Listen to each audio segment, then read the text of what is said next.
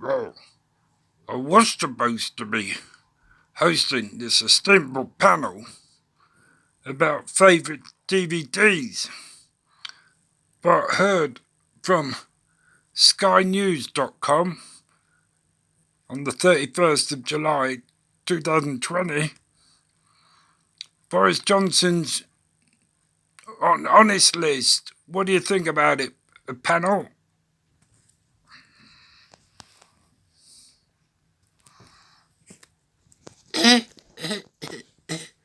Well, I'm only a dog, and you've said that we can quote, Sky. Boris Johnson's brother, Joe, and Sir Ian Botham, a Brexiteer, going to join the House of Lords. Plus, Theresa May's husband, Philip May, is going to be united for political service. What does that mean? All sounds iffy to me, and I'm only a dog.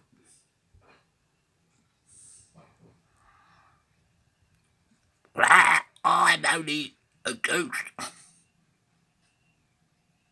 And I notice that he's given honours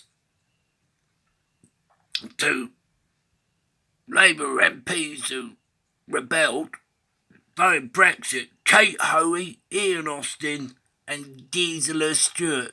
They always seem to be looking for something else. It seemed a bit weird what they were doing. But it ain't now. And funnily enough, quack, John Bercow, the Speaker of the House, who normally gets something, didn't get it. A break with the usual president. I'm a dear rabbit, and I find it a bit strange. The other notable names, I don't find them notable, joining the House of Lords as the Prime Minister's chief advisor, nudge, nudge, Sir Edward Lister, and that Claire Fox, the so-called head of the so-called Institute of So-called Ideas, and Charles Moore, the Telegraph columnist, used to be the editor above Boris Johnson. Hint, hint, nudge, nudge, wink, wink. Ooh, you made your views quite plain there. And it does seem that even people in the House of Lords are up in arms. Lord Norman Fowler, for instance. He's saying that it's a vast pity that has been announced in the first few days of the summer recess, when neither house is sitting and the government cannot be challenged in Parliament. Didn't sound very democratic, but I shouldn't really be giving my views. As I say, still only a dog. The Liberal Democrats leader, even in the Lords, Lord Newby, added by giving a large number of his cronies peerages. Not good, not good, not good. Even I know that. I'm a goose. And the MP Peter Richard said the move was the worst kind of cronyism.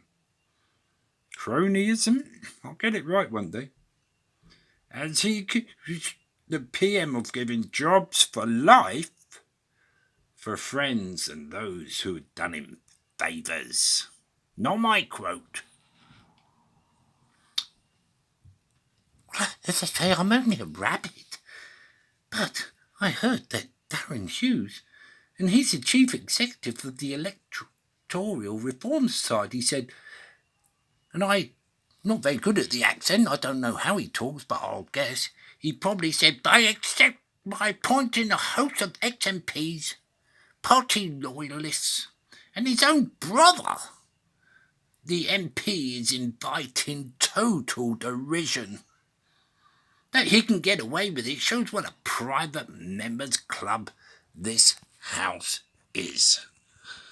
Well, I don't quite think that its derision is aparting from this Prime Minister. Oh. Well, also, we are allowed to think, well, what else could they do? They have to accept it. But I was just seeing on mentalfloss.com, there has been people that have turned down honours, turned down knighthoods. Would anybody want to talk about it? Well, again, I'm only doggy.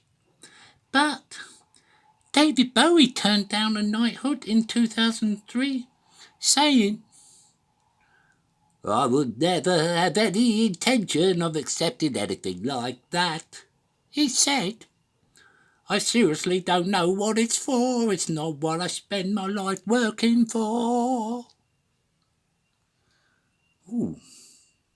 Well, I heard, because I'm a goose from Lancashire, 4,000 geese from Blackburn, Lancashire, that L.S. Lowry from Salford, he actually turned down in his lifetime 5 different honours that were being offered to him.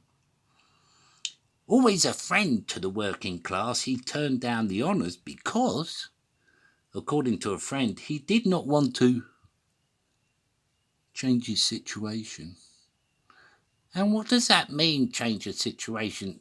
We all know it means you get a bit more money, you get put on boards, you kowtow. Come on. Well, famously, John Lennon gave up, or returned, I should say, and I'm just a rabbit and I know it, an MBE. And I've got someone here who can quote what he said without even reading it. I hope. What did he say, John Lennon?